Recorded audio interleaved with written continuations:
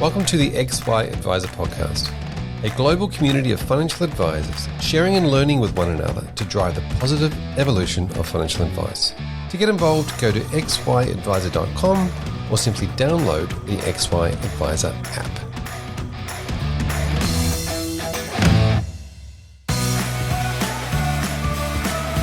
This series is brought to you by PIMCO, one of the world's leading fixed income managers. For 50 years, PIMCO has been dedicated to helping millions of investors pursue their objectives regardless of shifting market conditions.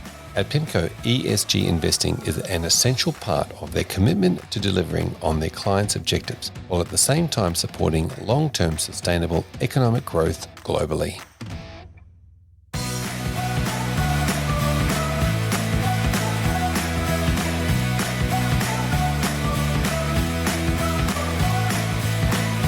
Hello and welcome back to the XY Advisor podcast. I am Fraser Jack, and today kicks off part one of a 5-part series that we are doing on ESG investing, ESG portfolios, everything around ESG.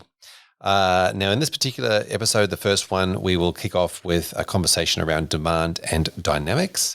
In the second episode, we'll be talking about the advisor's approach. Everything to do with conversations that you might be having with your clients, but how you should approach this from an advice point of view. In the third episode, we're going to cover off on the impact style or social change areas within ESG and understanding how they all work and some of the helpful tips and hints that you might want to pick up along the way. In the fourth episode of this series, we're going to be talking about climate change. Obviously, a very topical piece of conversation with your clients at the moment, or probably will be going forward.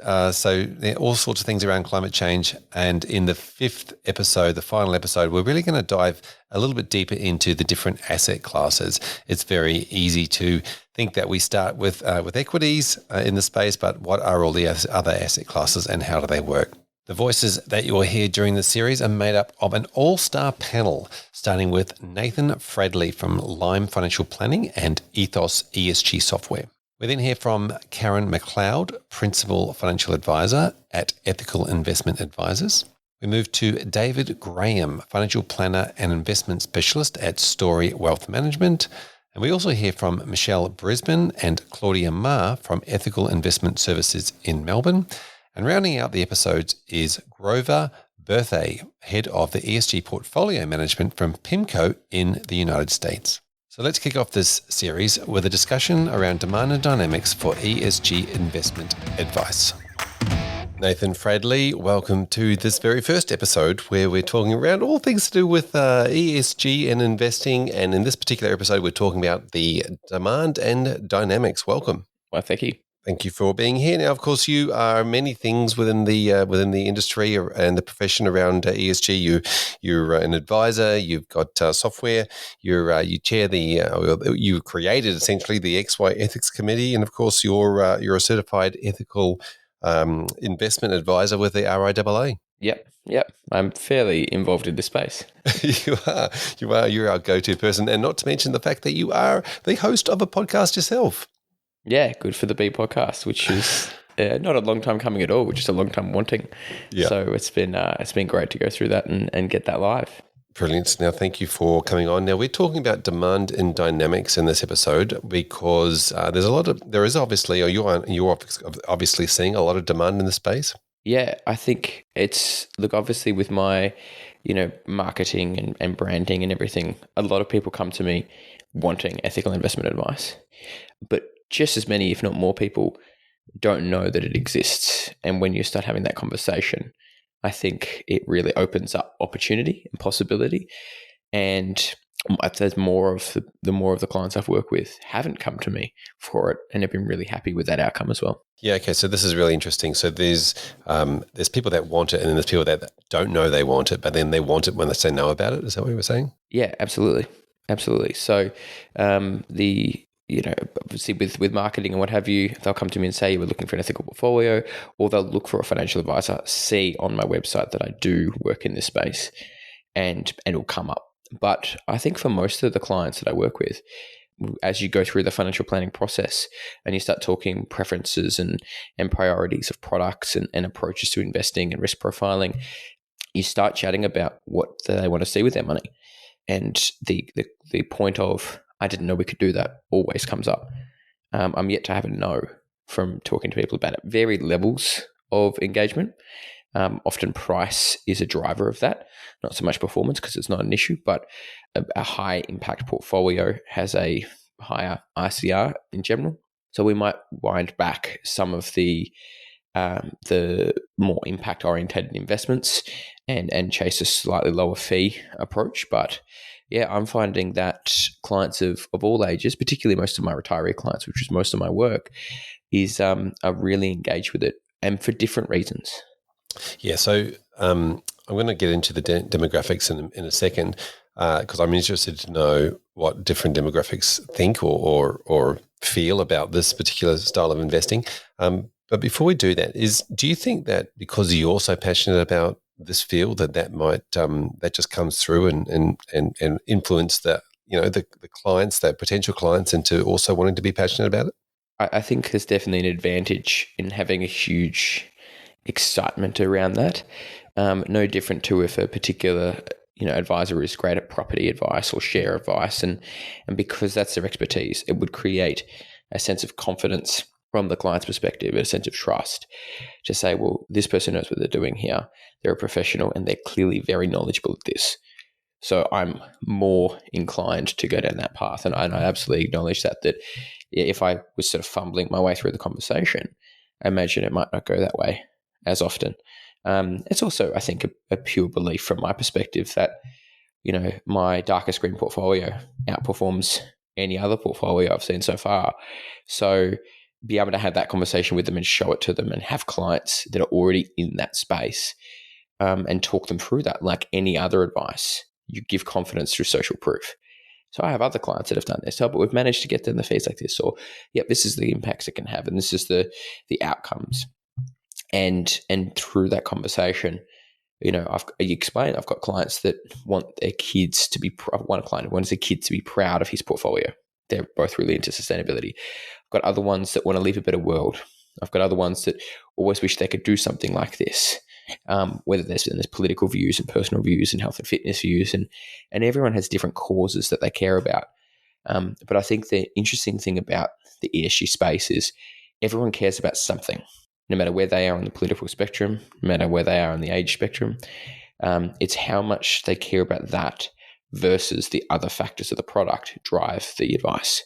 Yeah, it's really interesting. You mentioned the word pride as one of the emotions or feelings that comes up when people are investing in the space, and to be able to then, talk to their friends at the barbecue. I like using that term. You talk to their friends at the barbecue around what that means to them to be invested there. That's probably one of the biggest parts of the marketing.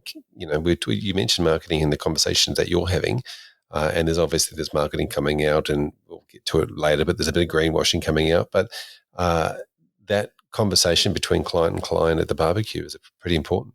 Yeah, and I think particularly when you get someone who's younger, who you work through their portfolio and you provide them an ethical outcome, and then you get their parents coming back who have already got an advisor elsewhere that came across to do that.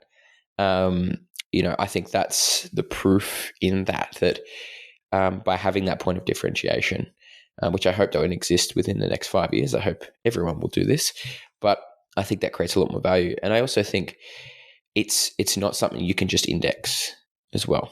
So when it comes to product recommendations, if someone comes to me and says, I've got 100 grand, I want to invest it, they could just as easily do some research and put that in a diversified index product themselves fairly easily and don't really need advice.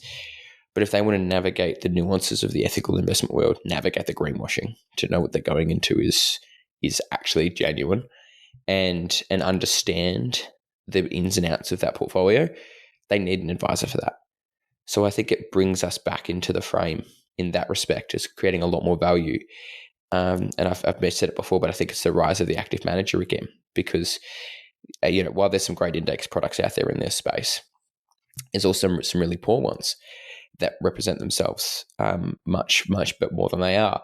And if you look at the active managers it's not just about their holdings anymore. It's about their engagement. It's about how they go out to a company and say, hey, we'll invest more with you, but we want you to change your steel production to be, a lower carbon, or you've got some supply chain issues. Here's how you can fix that or address that. Or something as simple as, we've looked through your diversity and inclusion within your hiring, and it's not very diverse and not very inclusive, and you're having supply labor issues.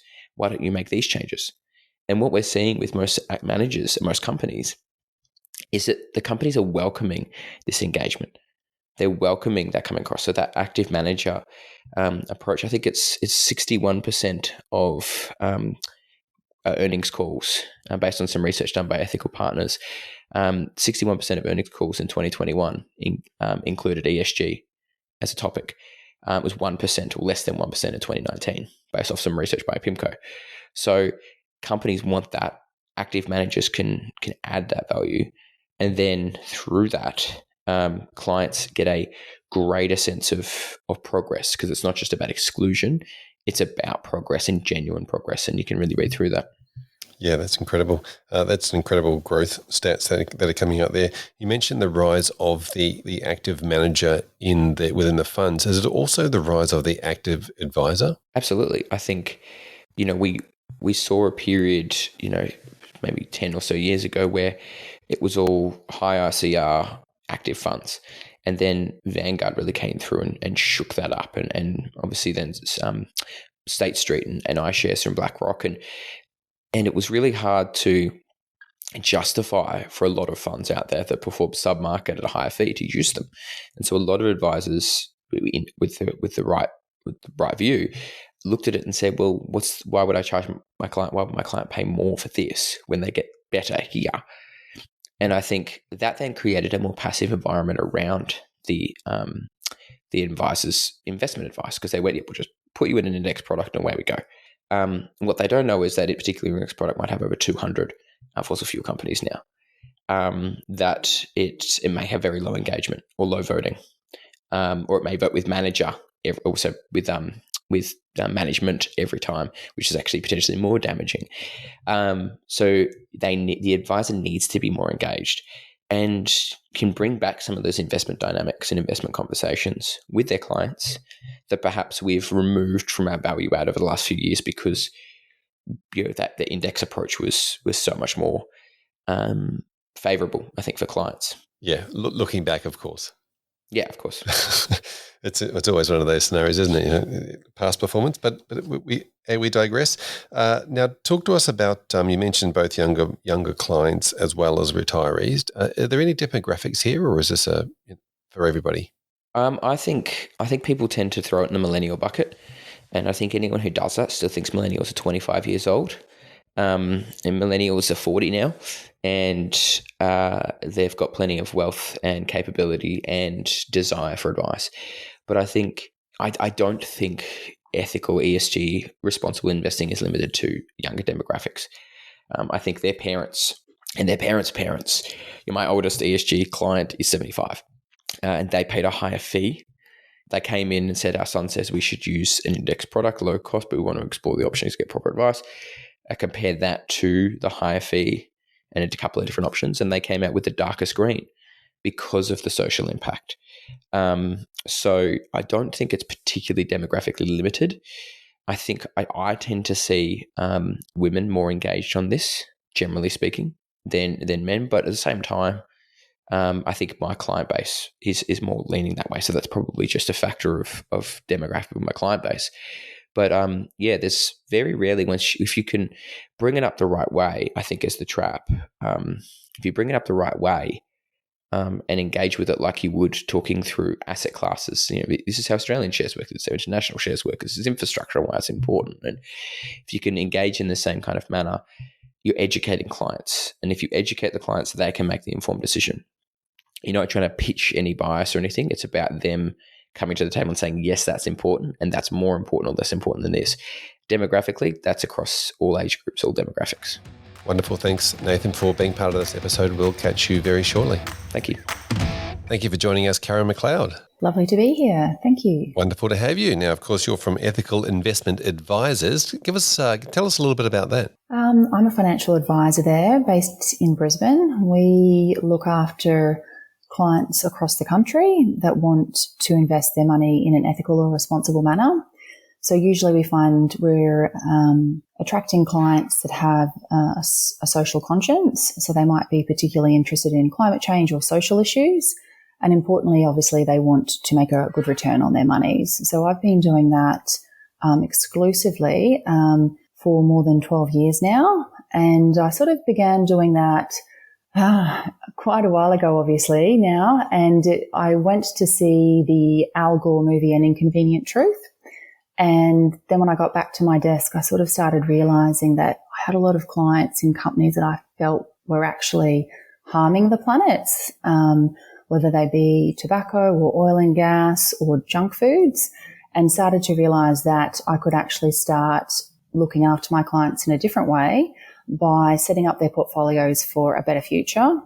And that's when I started looking into responsible investment. And I went to a conference at the Responsible Investment Association of Australasia in Sydney one year. So that conference is held every year for those that are interested. And upon attending that conference, I realized that this was more than just, a small niche or a fad. This was like a really growing sector that was really, I thought, going to position portfolios really well for the future for my clients. And obviously, as we were well aware at that time, that climate change was accelerating. So at that point, I decided that that's what I would specialize in, and I have done so ever since.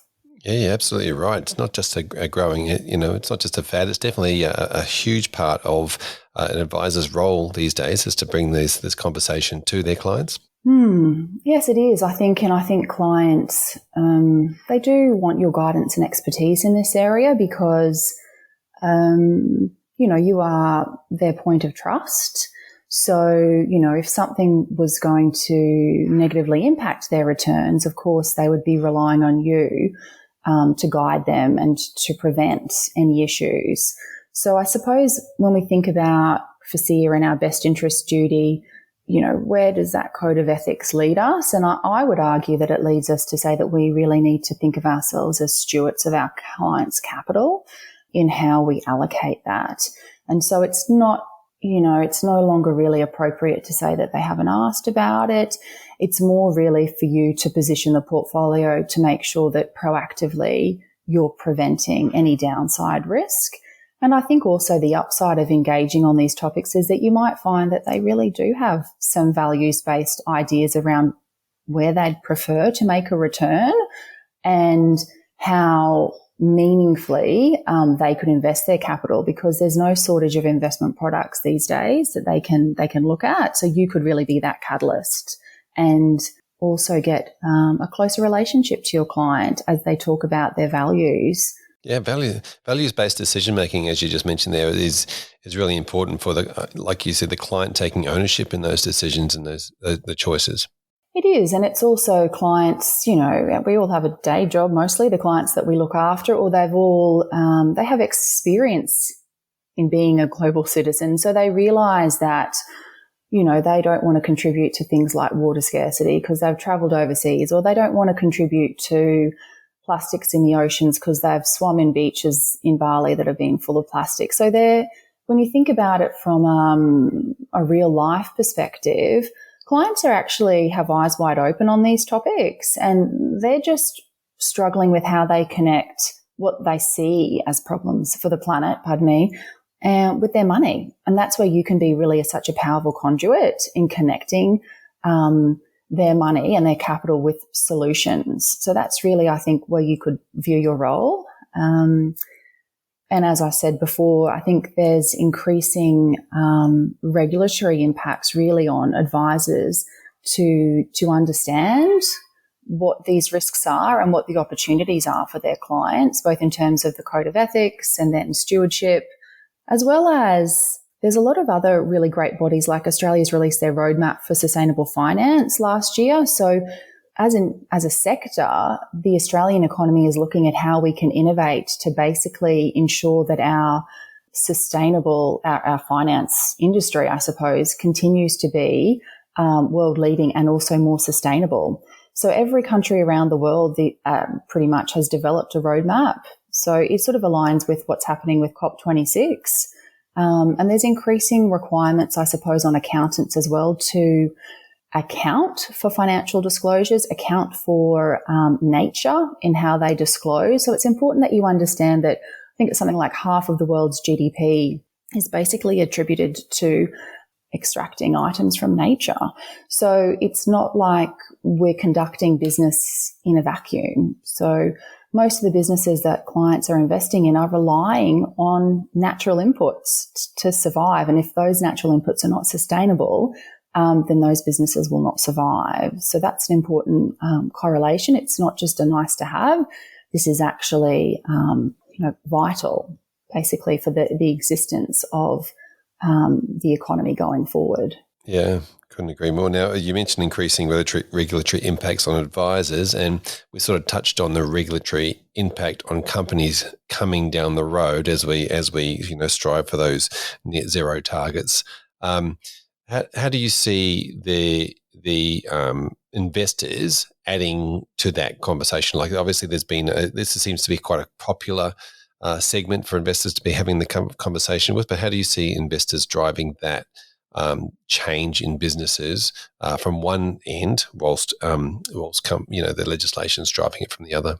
Yeah, sure. I mean, you only have to look at like hydrogen stocks, like when the government announced that they were going to back hydrogen as a key pillar, they've all rallied. It's investors vote with their feet. So they will support sectors which they believe, like other key sectors that are receiving a lot of support at the moment, as you like listeners would probably nod and go, oh yeah, of course, is like electric vehicles, battery, lithium, mining, for example, anything that's going towards basically setting us up for a more sustainable and low carbon future is being well supported by the market. So clients are pretty aware of that. So you need to sort of just keep in mind, well, what's contained in the portfolios that we're suggesting for them. If they've actually requested investments that are going to be either solving planetary issues or wanting to invest in opportunities such as electrification of everything, which is a key pillar for the Australian energy market operator, which is a government authority, for example, and clients want to support that. Well, what does that mean if they're owning a large company or a large bank that's still heavily financing fossil fuels? Like, is that positioning them well? Are they comfortable with that? Would they prefer to be in something that's maybe more aligned with the new regulations and the new government's view on where we're heading for 2050? Yeah. So yeah, there's more than just, I think, what the government themselves at a top level is announcing.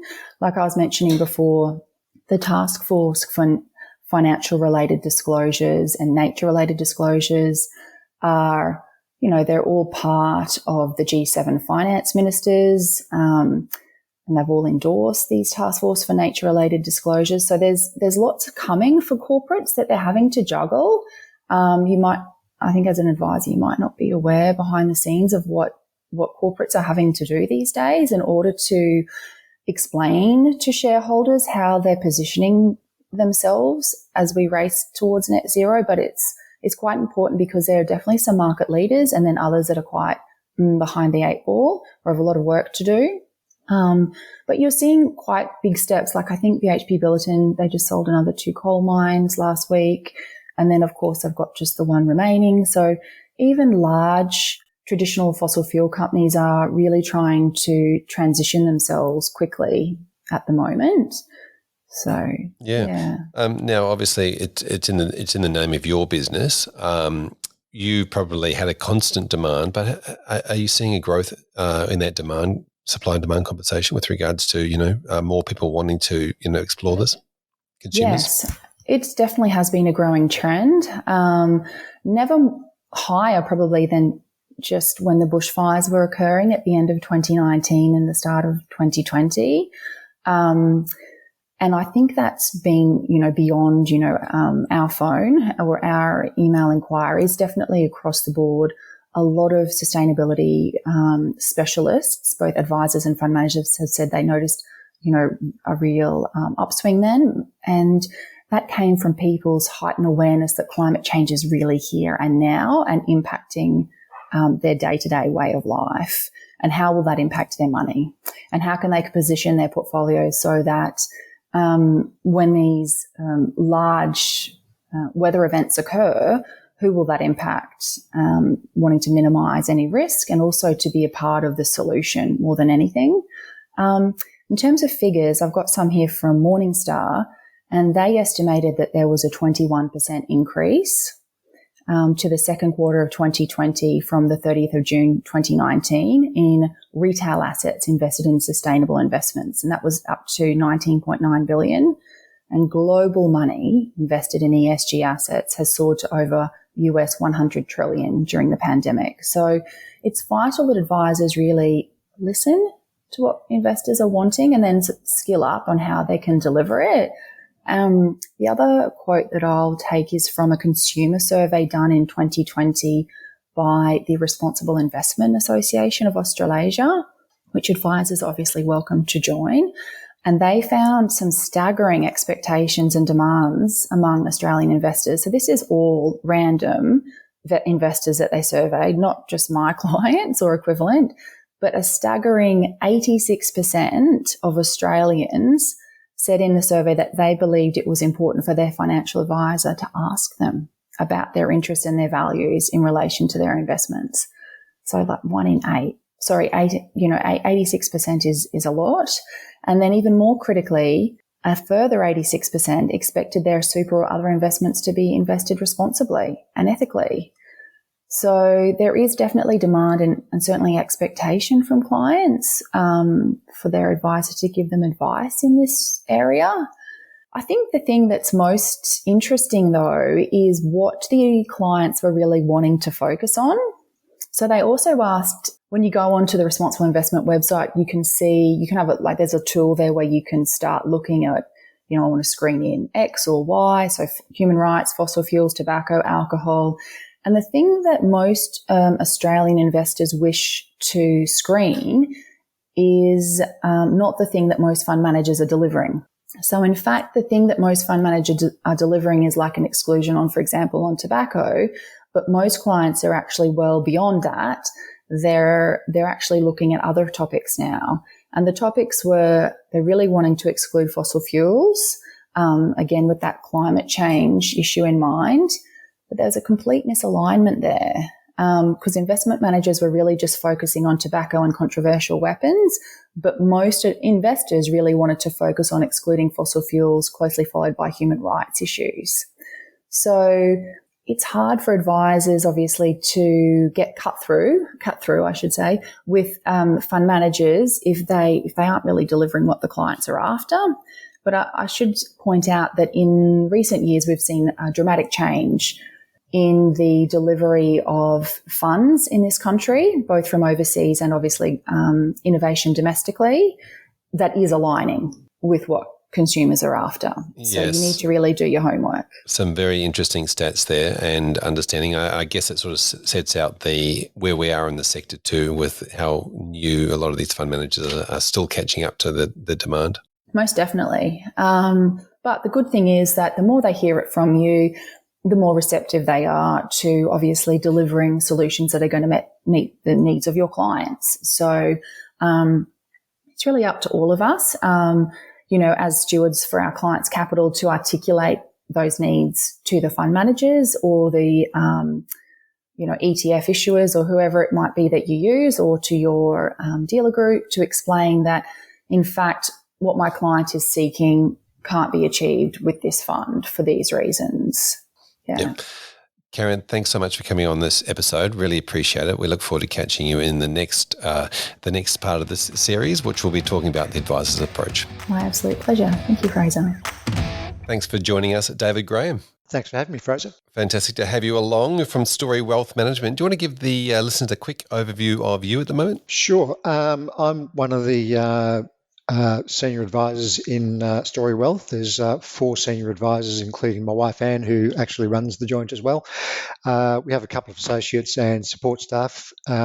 Anne started this business about 20 years ago in an accounting firm, and we took it out of the accounting firm and partnered up with some other people in about 2016, 2017, and been running our own show ever since. Wonderful. And you are the CIO of the business. Yeah, it's something which has developed over time. Anne and I have been working together in the business since 2007, and through 2008, 2009, we kind of decided to take the investment side on ourselves, having been somewhat disappointed about what we were being given by our licensee at the time. We thought if we're going to go die by the sword, we may as well be part of forging that sword. So it happened that it was my interest anyway. I had a background in foreign exchange markets before this gig, and I kind of kept studying, and the more I read about it, the more I wanted to learn. So did a master's, did the SEMA accreditation, and by default became the investment person. Yep. So that makes you the certified financial analyst. Is that correct? So that's the SEMA is the Certified Investment Management Analyst accreditation. Right. Yes. There's a CFP separate to that. Yeah. Wonderful.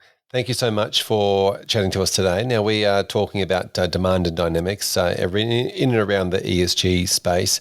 It seems like a pretty popular topic at the moment. And tell us about your thoughts on how this has come to be.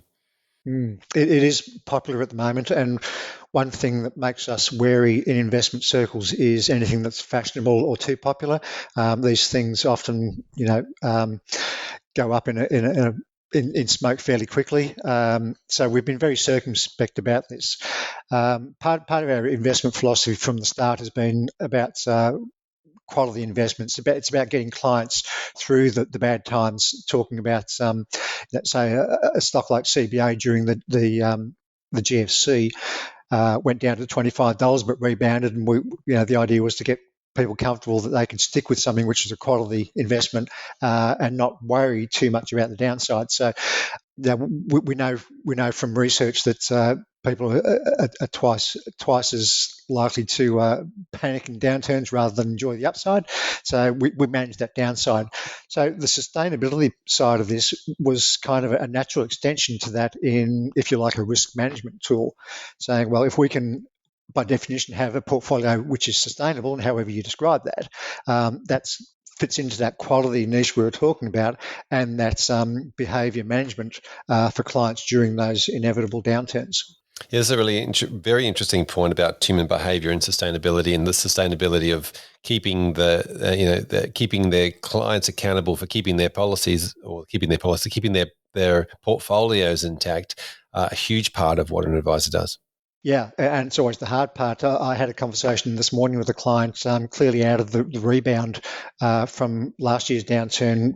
Returns look pretty good. But I said to them, I don't want any credit for that because, you're going to kill me on the downside if you get me credit for this. So, we know that asset allocation is the main driver of returns, but getting people comfortable with that volatility means building in, I think, some airbags like quality investments and like sustainability. And from our perspective, when we talk about sustainable investing, it comes down to a fairly simple soundbite: is that if it's not sustainable, what is it?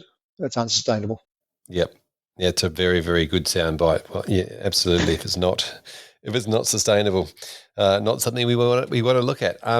So, how's the demand been from the clients or consumer point of view? I mean, obviously, there's one thing for you to bring this philosophy to the conversation, but what's the demand been from your point of view from people coming in?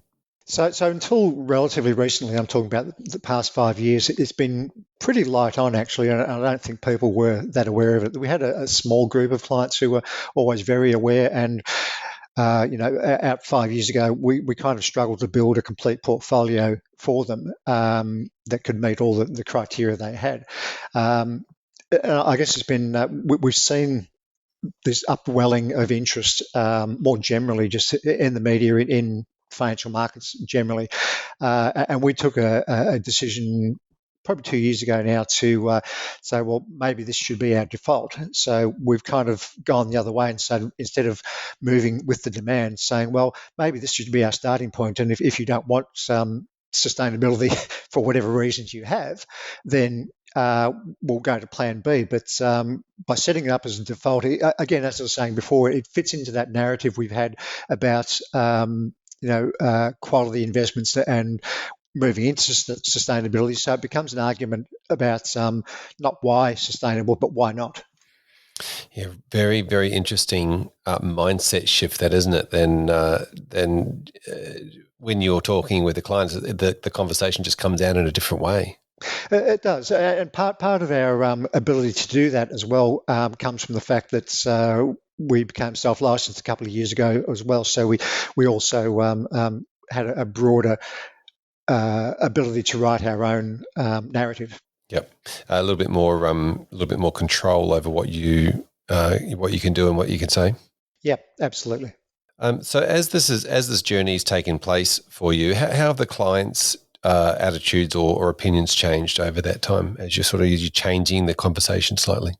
It's a work in progress still. So a lot of our clients are relatively mature, if I can put it that way, and a lot of them have been with us for a long time and are very comfortable with where we are from a portfolio perspective. So this comes across as a relatively radical change to some of them, and so we're having the conversation and in parts easing them into it, again using that sustainability narrative as much as being about economic sustainability as saving the planet. So one or two clients have been skeptical, but it's really once we start them on this journey and we start embedding that principle, a very broad principle of sustainability, there's very little pushback. And occasionally, well, quite often actually, we're quite surprised clients say, why weren't you doing this before?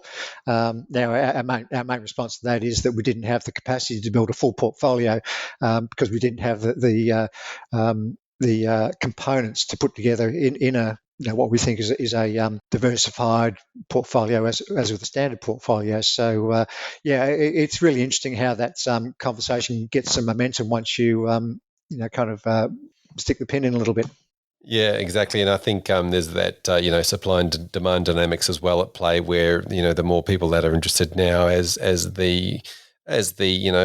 everything grows, there's going to be more things available, and therefore you're able to, look. It's not just one or two, narrow markets. You've actually got a full market to choose from.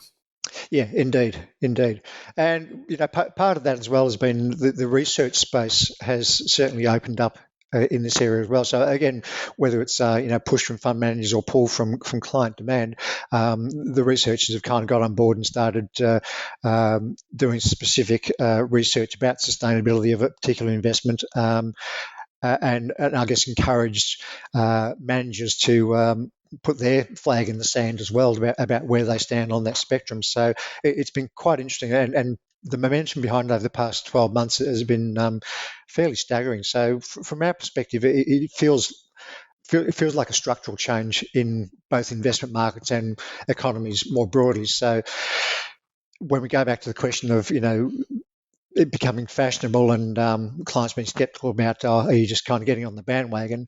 We do phrase it in a longer term. This is the world going forward rather than keep doing what we were doing before. Yes, it might be the bandwagon, but it's the only wagon. Tell me about demographics. Are there any particular demographics that are embracing, and on the other side of that, is there any demographics that you find it difficult to or don't want to get involved? No, it's fairly broad. I think in very general terms, younger demographic is more attuned to it. I guess the older we get, the more conservative we get, and it's harder to budge some of those people. But having said that, some of them surprise us as well. It's always interesting, isn't it? There's always something in a conversation that piques somebody's value chain, and whether it's the world that they're leaving behind for their grandkids or whatever it might be. Yeah, well, yeah, that's true. But also on that, self-interest isn't far from the surface in most of these conversations, and you drill down into clients' motivations, and at the end of the day, say, yeah, we're all on board about this. But what are the tax consequences? What are the cost implications? All that sort of stuff. So people do kind of, I'm happy to save the world, but what it's going to cost me, kind of thing. Everyone seems to have a threshold where they kind of start to get a bit nervous. Yeah. David, thanks so much for catching up in this particular episode. I look forward to continuing the conversation with you about that exact thing when we talk about the advisor's approach in the next episode. Thank you. Thank you, and welcome to this episode, Michelle and Claudia. Hi, Fraser. It's great to be here. It's wonderful to have you both here on this particular episode, or on all the episodes, actually. Michelle, do you want to do a quick intro? Sure. So my name is Michelle Brisbane. I am the CEO at Ethical Investment Services. We're a financial planning practice based in Melbourne, but we have clients all over Australia. I've been here for 22 years in this specialist space, and the actual business has been running since the late 80s, which sounds like eons ago now.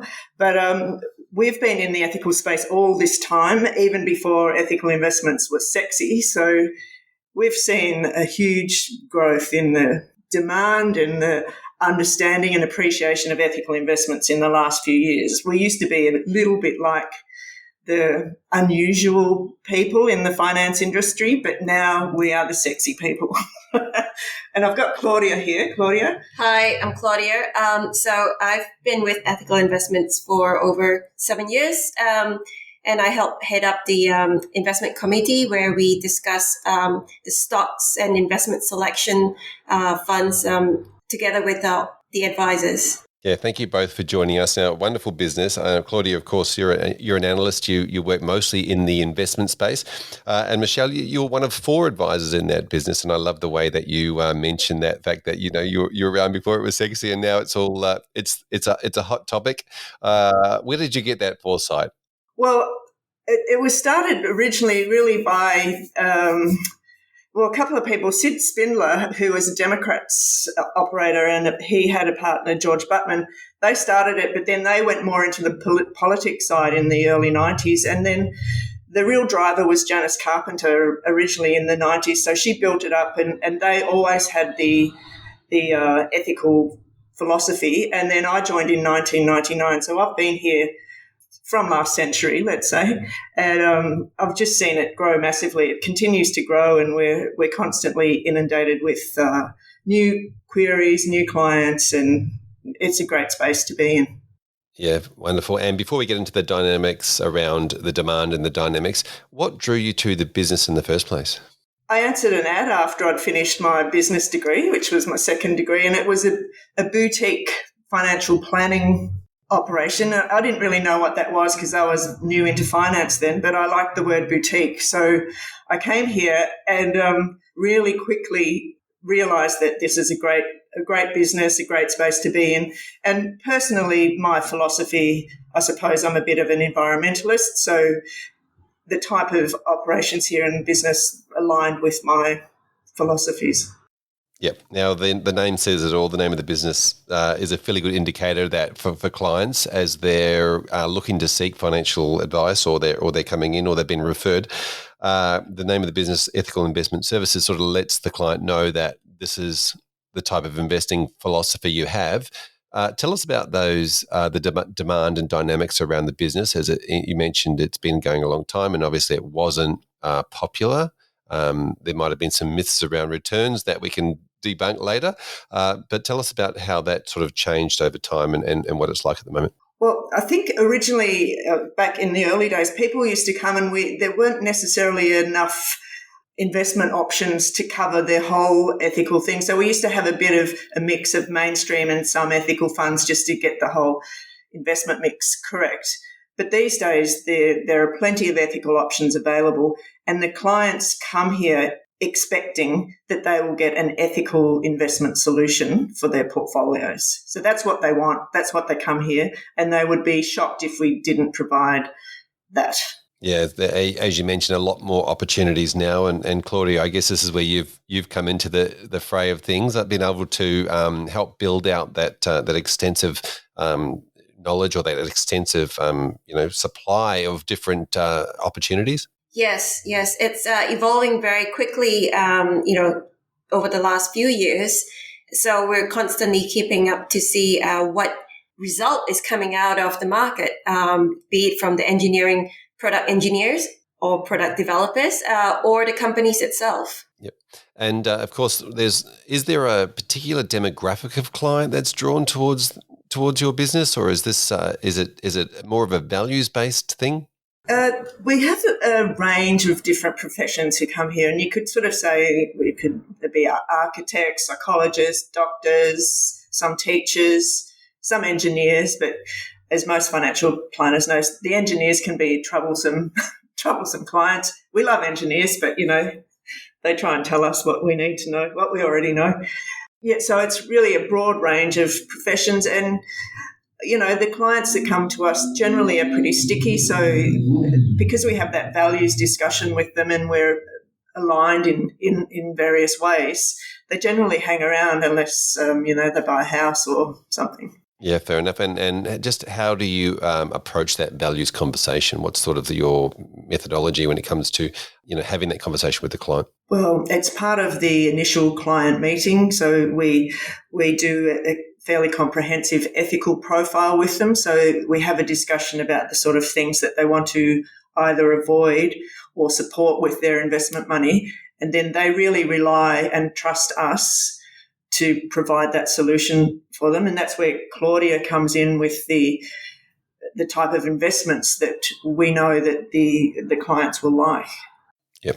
And is the demand for your business from people hearing or reading about you, some of the stuff that you're doing, outwardly focused, obviously with the conversations or marketing you might be doing, or is it coming from existing clients? How are you finding a lot of people are actually approaching your business? Well, I mean, we're fairly well established. We've been operating for a long time now, so there is quite a bit of word of mouth, and our reputation in the area is very good, I have to say. And but we also do advertise, and we advertise in areas that are aligned with the sort of things that our clients are interested in, and that might be like a conservation magazine or an organic gardener magazine, or even Triple R. We advertise on Triple R, and the old hippies that have grown up, same time as me, that they listen to Triple R, and they're really aligned with us. It seems.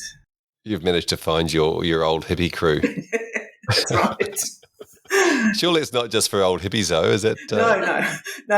It's very serious professionals. No. We have, like I said before, a lot of.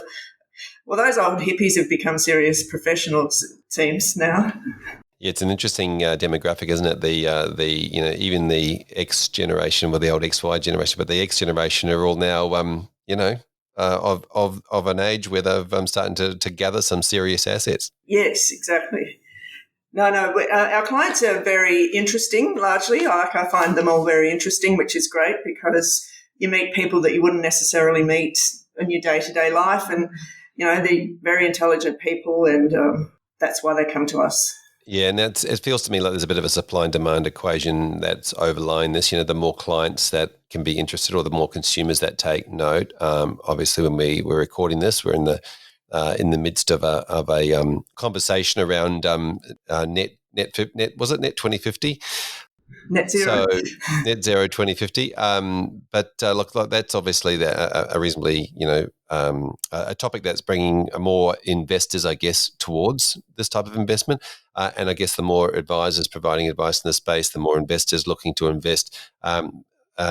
Claudia, the more options that are available, or the more that that dynamic puts a demand on the opportunities that are available. Yes, Fraser. So there's been, I think, the type of products that's coming onto market, we're seeing more thematic focus as well. Not just ethically, not just a broad theme, but we're also seeing some with concentrated themes, be it a social impact, a climate impact, quite targeted.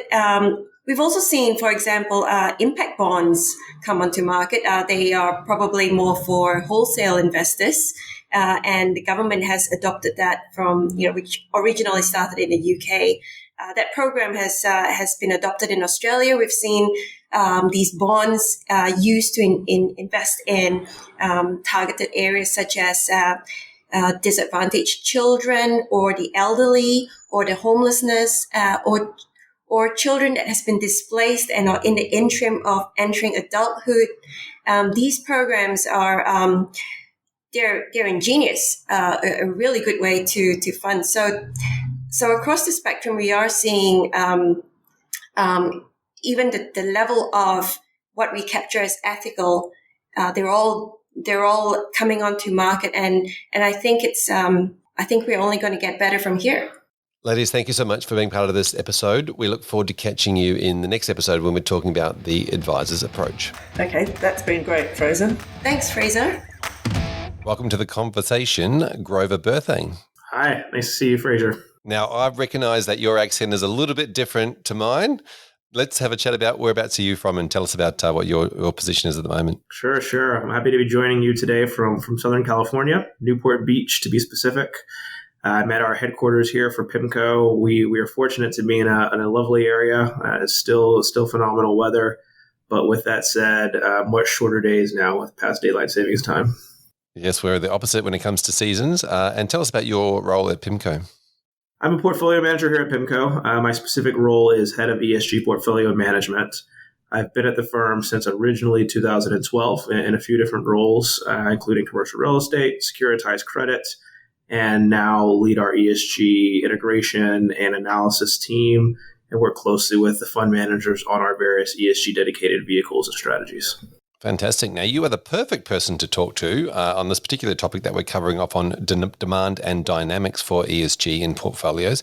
What are you seeing in the US? Sure. Well, in the US, like many areas, various clients that we have and various counterparties or issuers that we engage with are at different parts of their ESG journey. But in aggregate, the trajectory is relatively uniform, which is there's more appetite, there's more demand for more information. There's more expectation in the marketplace for progress on areas both across environmental, social, and governance as well. Much of that is focused on climate, but here in the United States, we also see a significant amount of focus on social issues. And there's a desire for growth to move from a pure investment standpoint or pure shareholder standpoint, pure lender standpoint, to taking into account the needs and desires of the broader stakeholder base. And so we're seeing this manifest itself in strategies. We're seeing this manifest itself in the primary market for fixed income, and increasingly in the conversations we have with our various peers and clients. You know, this is not just a US thing and an Australian thing. It's obviously global. There's a lot of stuff going on around the globe.